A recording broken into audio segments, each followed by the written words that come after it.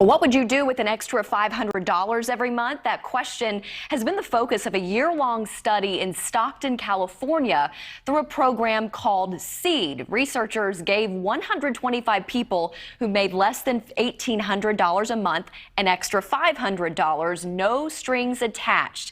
And you may be surprised by the results.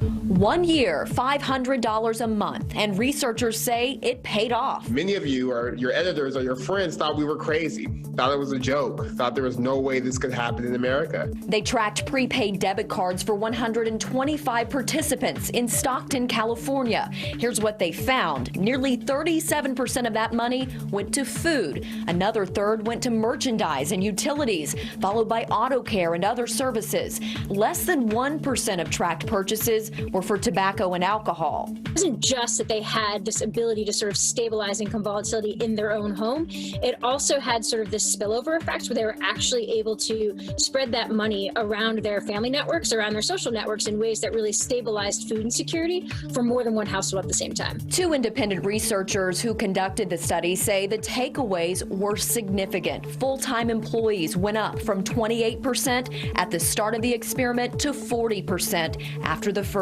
year. Guaranteed income did not make people stop working. This also gave them a better chance to pay for unexpected expenses, something that proved to be crucial when the pandemic began. In most American families, around 40% don't have cash on hand to cover a $400 emergency expense. In the control group, after 1 year, more than half of the group could cover that expense compared to 25% at the start of the project. And then there's the impact on health and well-being. So what we found is that recipients were less anxious and less depressed over time. It was a big change in my life. I was very depressed. I was very just down and out. I was at the bottom. Bring me back.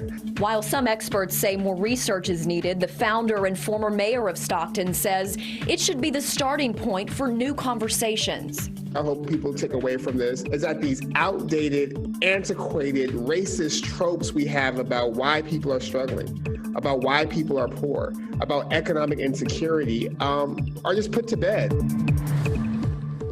Critics say the universal income programs may remove the incentive to work or work against current safety net programs. And these income pilot programs are being implemented all across the country in cities including Oakland, San Francisco, Compton, St. Paul, Minnesota, and Gary, Indiana. Researchers plan to keep following this group out of Stockton and then release a new study next year.